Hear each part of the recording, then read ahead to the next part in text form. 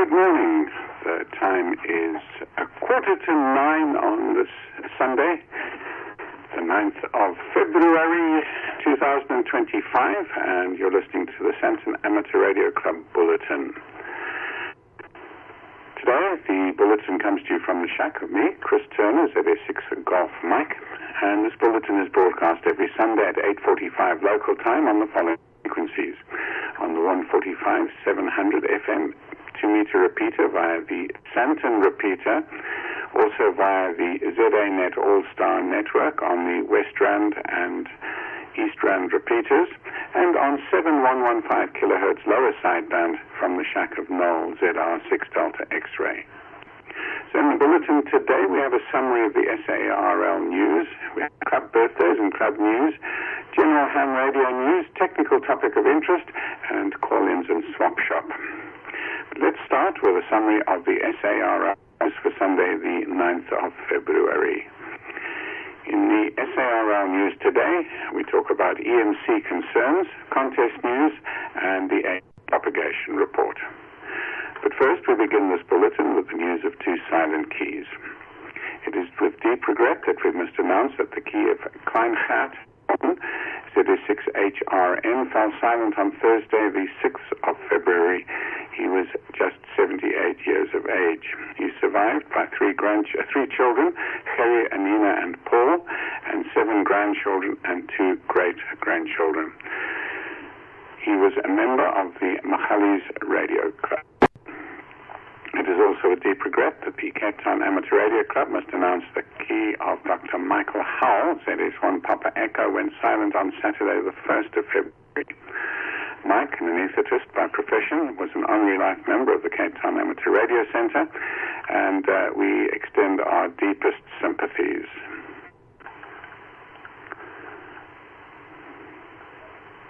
You're listening to a news bulletin of the South African Radio League. EMC is discussed at the SARL Technical Symposium. Radio amateurs should be very concerned about the escalating level of RF noise across the radio spectrum. This will be one of the leading discussions during the SARL Centenary Technical Symposium, which takes place on the 22nd of March. It's not just radio amateurs who should be concerned, but so should anyone that is reliant on the radio spectrum. If climate change is a serious problem, pollution to the RF spectrum follows close on its heels. The DARC, the German National Amateur Radio Society, has taken the problem of RF noise seriously and has developed a monitoring system with over 50 monitoring points across Germany. The system is called ENAMS, which is an acronym for Electrical Noise Area Management System. The SARL is privileged to have one of the senior engineers on the ENAMS team, that's Andreas Locke, DG Alpha Lima, who will be at the Centenary Technical Symposium on the 22nd of March. Please follow the SARL News Weekly updates, and we'll be giving you information on other interesting speakers and topics to be presented.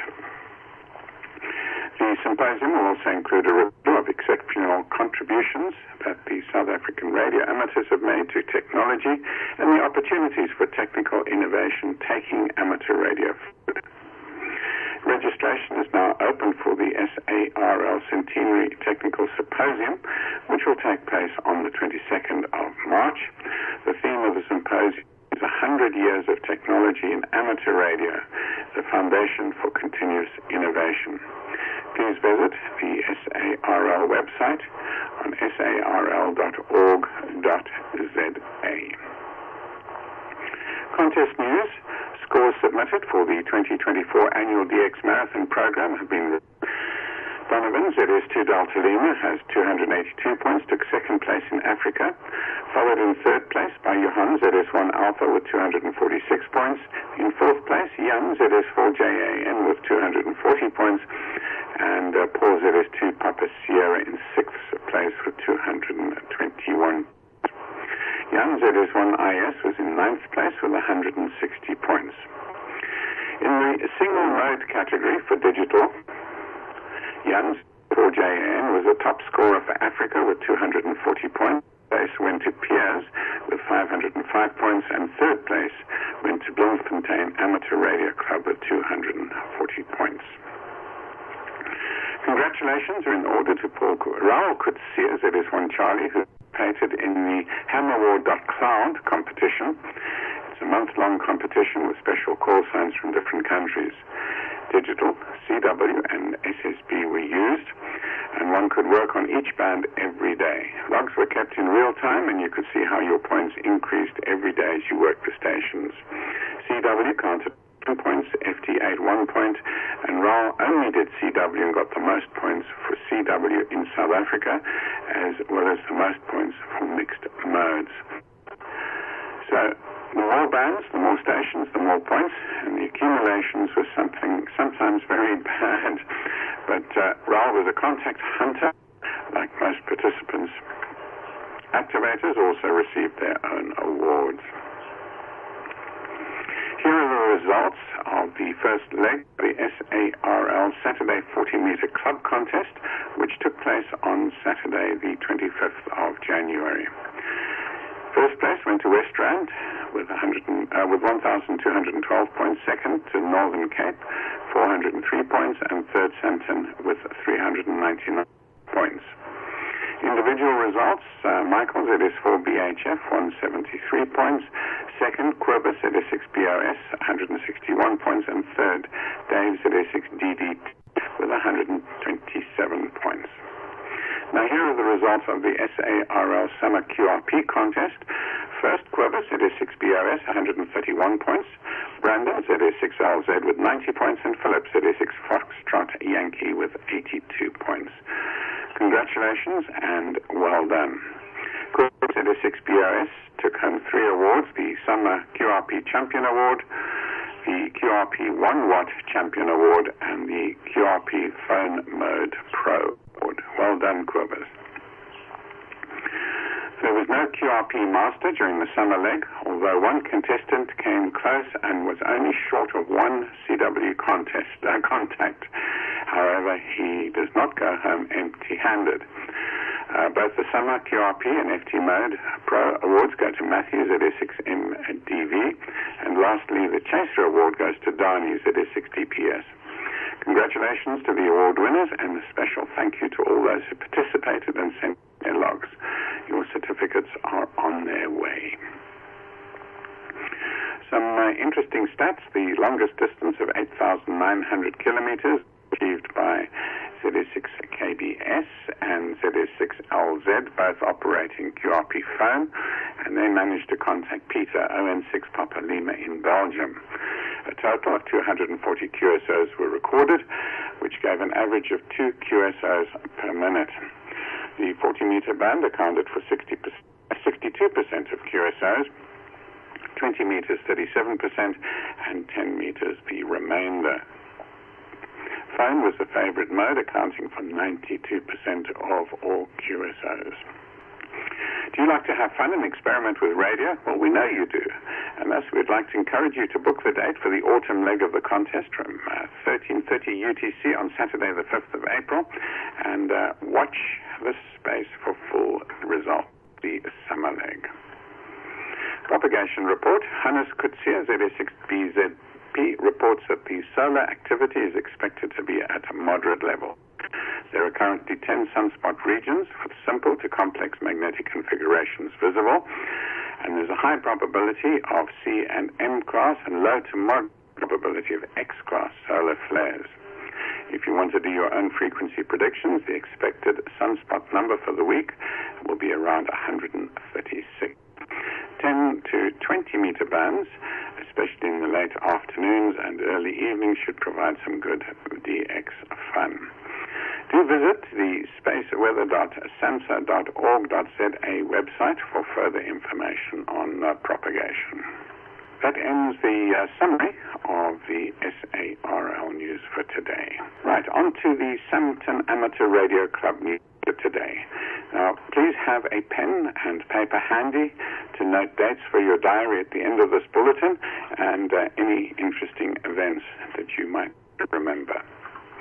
We start with club birthdays, and we'd like to congratulate the following on their birthday and wish them a blessed, happy, healthy, and successful year ahead. Firstly, for yesterday, Gerard, ZS6CRS, and Rajni, ZR5JAS. Then today, Rainer, ZS6RYN, feels geluk. Tomorrow, Derek, ZS6 Delta Mike. And on the 12th, Richard, ZS6 Tango Foxtrot, Foxtrot 4 Charlie Delta. And on the 13th, Johannes, ZS6 Juliet Charlie Golf. Congratulations once again on your birthdays.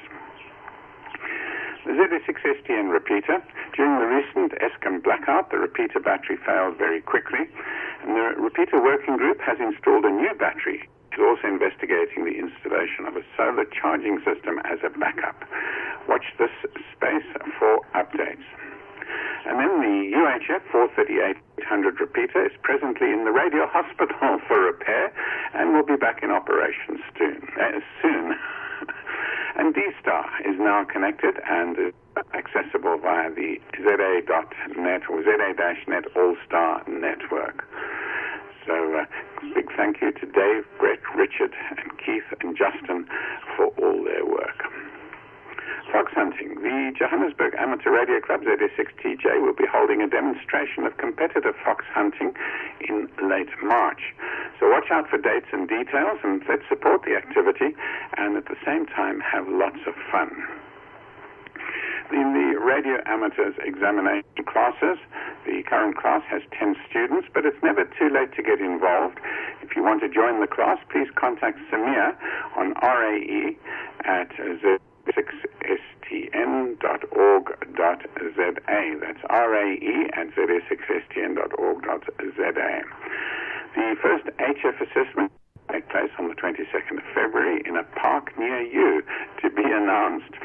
So please, if you would like to assist and to give the new operators or the new upcoming hands some experience and some contacts in their assessments, please do diarize the 22nd of February and look out for the assessment stations. Then SOTA, HOTA, POTA activations. Well, SOTA is Summits on the Air. HOTA is historical sites on the air, and POTA is about, what's POTA? Parks on the air. Sorry. The Sandton Amateur Radio Club is putting together a number of go bags for use by club members who don't have their own, and to use on field activities such as SOTA, POTA, and HOTA activations. Brandon Zitzman, ZS6 Lima Zulu, is looking for used equipment to help make up these go bags. And if you have any gear you're not using or which is surplus to your requirements, then please don't hesitate to contact Brandon and offer equipment up, and maybe even assist him in assembling these go bags. Well, on the subject of activations, if you want to participate in an activation and you don't want to do it alone, how about getting together with another club member and form a buddy team? And that can be, it is lots of fun. So a buddy team and go and operate from a park or a historical site, or if you want to go and climb a mountain somewhere. And Brandon is the expert on that, so you'll want to have a chat with him. Sandton Amateur Radio Club news. The next meeting of the Sandton Amateur Radio Club will take place at CJ's on Wednesday the 26th from 17:30 local time. The club will provide some basic snacks, but how about bringing and sharing some of your own snacks? So if you're good at baking or making finger food, now's your chance to show off your skills, which go beyond just amateur operating. And in other news, Richard, 6 Delta Echo, is busy working on Sandton Amateur Radio Club business cards, which you can use to hand out to interested people at amateur radio events. So speak with Richard if you would like some cards to hand out and spread the word about amateur. Power Hour Tech Talk. The next Power Hour Tech Talk will take place on Wednesday the 26th at 19 hours Central African Time. will be at CJ's and on Zoom. The topic will be top band, i.e. 160-meter operation.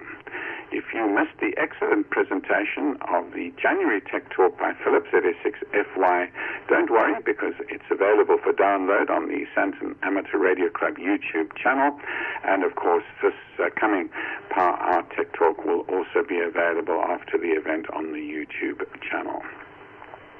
Contest news: the 80-meter club contest takes place on Wednesday the 19th of this month. Let's get our club members on air and earn some points for the Sandton Amateur Radio Club.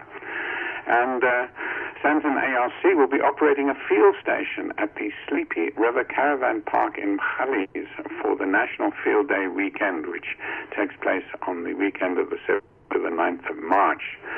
So do come through and say hi to the team. Diarize this event. 7th and 9th of March. Come along, bring some stuff to Briar, bring your drinks, and come and help out, or just provide some encouragement, or maybe come and operate the club station. So that's the National Field Day at Sleepy River Park in Mkhali's. Now, I'd like to remind you about the ZS6STN, which is the South African Worked All Grid Squares Award, which is sponsored by the Sandton Amateur Radio Club. The aim of the award is to encourage licensed amateur radio stations to collect at least one contact from each of the 83 South African Maidenhead grid squares. These are awards starting from working 25 grid squares all the way up to working all 83 grid squares. And this we call the ZS6STN Full House Award. There is no stipulated period over which the contacts can be made, and there are awards for both hunters and chasers. There are also various specialist categories, so to find out more, visit the WAGS website, which is www.zswags.org.za. So I'll give that to you again. It's www.zswags.org.za. Now some dates for your diary. So today, the 9th of February, is the Hamsat SA ZS 0100 QSO party. So if you're a Q0100 operator, then you need to join the QSO party. On the 11th, International Day of Women and Girls in Science. 13th of February is World Radio Day. 14th of February is Valentine's Day. So buy your Valentine something, and not a radio unless she is an amateur radio operator. 19th of February, the SARL Wednesday 80-meter club contest. 21st of February, Armed Forces Day and Mother Language Day. And then the 22nd of February is the SS Mendy Day. So those are your diary. Hope you've got them recorded. If you want more information, go to www.zs6stn.org.za. Well, thank you for listening to the Bulletin. We trust you enjoyed the news and other interesting items. And if you want to contribute something, please contact the team on email address info@zs6stn.org.za. That's info@zs6stn.org.za. And we invite you to join us again next Sunday at 8:45 Central African Time for the regular Bulletin of the Sandton Amateur Radio Club. An audio recording of this bulletin will be posted on the website in due course. On 2 meters for news only, please. News only, call sign, ZS6GM listening. ZS6HI? Yes, please go ahead. Thank you very much, Chris.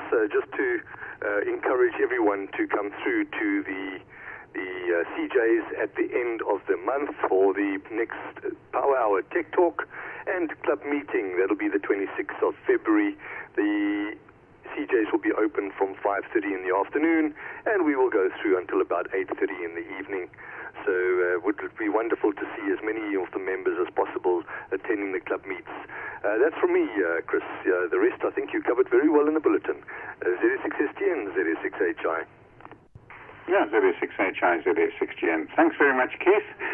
Okay, so let's now get on with the Tech Talk. And today's topic is all about artificial intelligence super data centers. Sure, what a mouthful that is. AI super data centers. Well, we all know that the rapid growth of AI technology requires massive server farms to store and process the ever-increasing amount of data. And you may have read that 3 Mile Island nuclear reactors to be activated for the first time in 5 years provide power to Microsoft's proliferating artificial intelligence operations. So this is an example of the enormous amount of energy required to operate these server farms. But one thing that's not really been talked about is how these server farms are being cooled. And these massive data centers needed to power AI require large quantities of water to prevent them from overheating. The tech industry says it's developing more efficient cooling systems to use less water. But the UK Department for Science, Innovation and Technology said in a statement it recognized that the plants face sustainability challenges.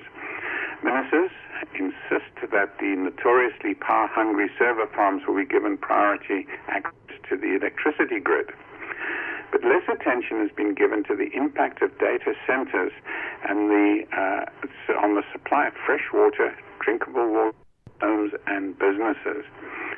Parts of the UK and the south especially are under threat of water shortages because of climate change and population growth.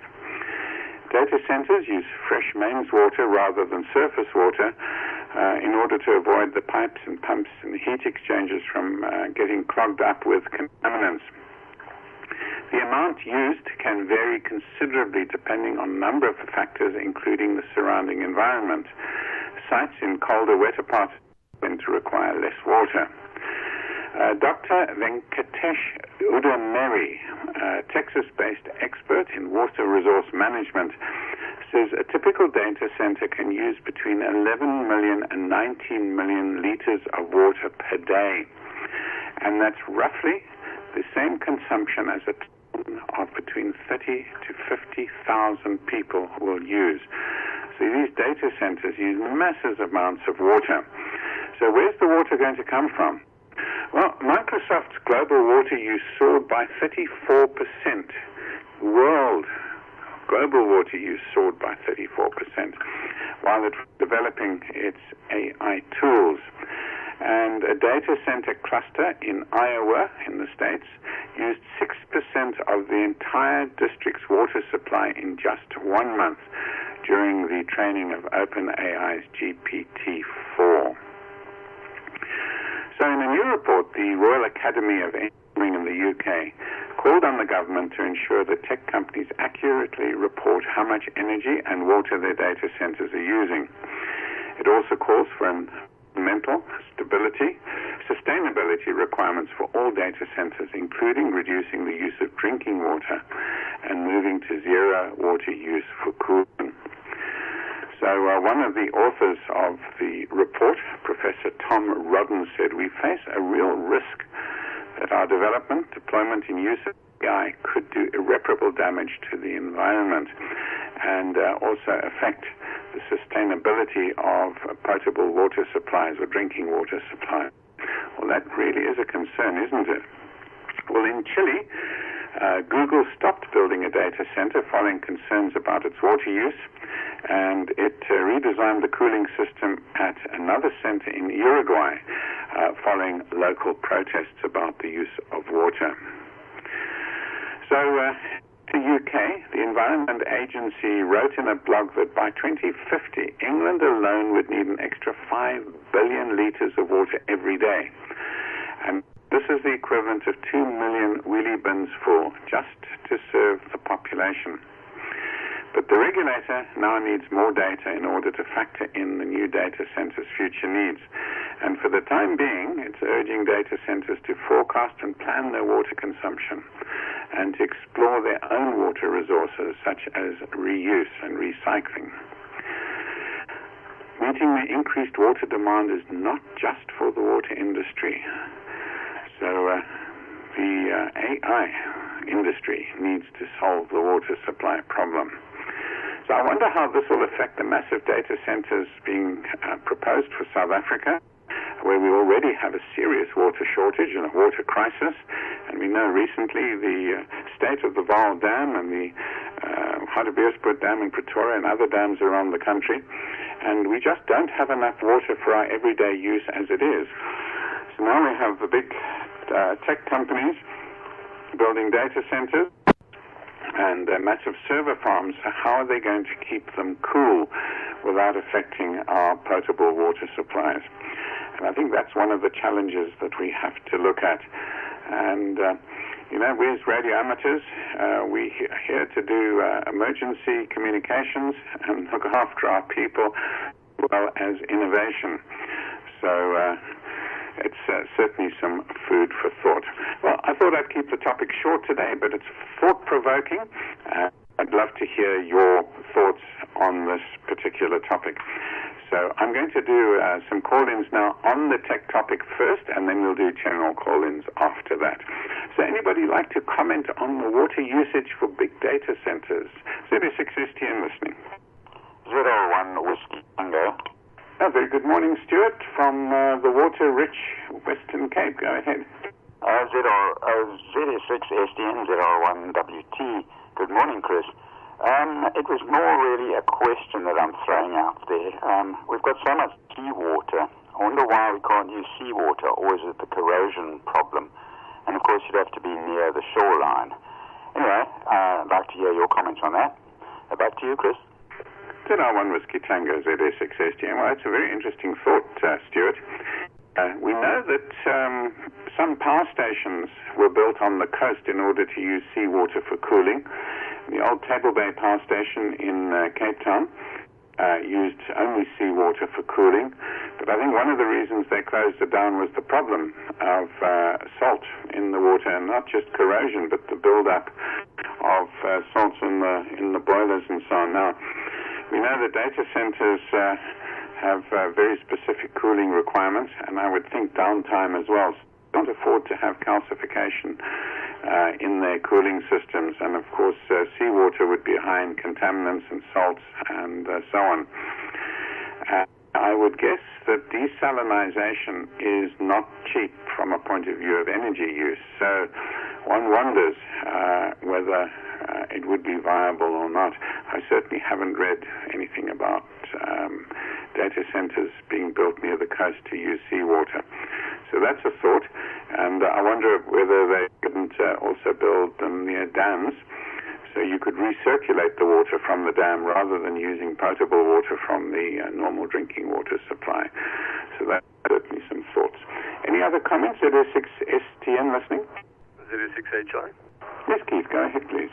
Chris, what comes to mind is we've got a couple of very, very cold places on the planet, and with those could be potentially harnessed to cool these data centers. I know that they're a bit far-flung, so getting your cables and everything might be a problem, and cables also to freeze and have problems with the extremely cold temperatures, but that was also a thought that came to mind. I know they've got the seed bank up in colder climes, obviously keeping it cool up there just without any refrigeration. But that's just also a thought that popped into mind. ZS6STN, ZS6HI. ZS6HI, ZS6GM. Yeah, Keith, it certainly is a thought, isn't it? So one wonders, cold places tend to be cold in winter, but in summer they're not necessarily cold unless you go to the sort of remote parts of places like Alaska, Canada, or Siberia, or the Nordic countries. And, of course, there's the problem of getting energy up to those data centers, so you'd have a power distribution or infrastructure requirement because those very cold places are notoriously also remote from a city point of view. And if you think one generator at 3 Mile Island being started up just to serve Microsoft's ChatGPT data center, makes the mind boggle, doesn't it? Any other comments? ZS6GM listening? ZR6 Delta Echo. Yes, go ahead, Richard. Morning, Chris. Thank you. I remember when Bitcoin mining was a thing a few years ago when it was more profitable. A lot of mining operations set up in Iceland because of their cheap geothermal energy. Obviously, Bitcoin mining also energy intensive. and needing cooling, but perhaps Iceland would be a good location, piggybacking on what Keith mentioned about the colder climate. Back to you, ZS6STN, ZR6 Delta Echo. Yes, from ZS6STN. Thanks very much, Richard. Well, that's a thought as well, and I'm sure that Iceland, being a very innovative country, would be looking at that as well. And one does geothermal energy to generate electricity, then the cold climate to do the cooling. Interesting thoughts. So you see, amateur radio can contribute to the world of science and tech, just not to radio. Not only to radio, sorry. All right, any other comments on the Tech Talk this morning? ZS6STN. Okay, looks like that's it. Well, thanks very much for listening to the Sandton Amateur Radio for today's Sunday, the 9th of February. Well, that ends the bulletin for today. Just a reminder, if you want to know anything more about the Sandton Amateur Radio Club, go to the website www.zs6stn.org.za. It's www.zs6stn.org.za. If you email the club, then use the email address info@zs6stn.org.za. Well, that concludes the Sandton Amateur Radio Club Bulletin for this morning. Thank you for listening and look forward to having you up next Sunday morning. This is ZS6STN, operated by ZS6 Golf Mike. I'm now off and clear.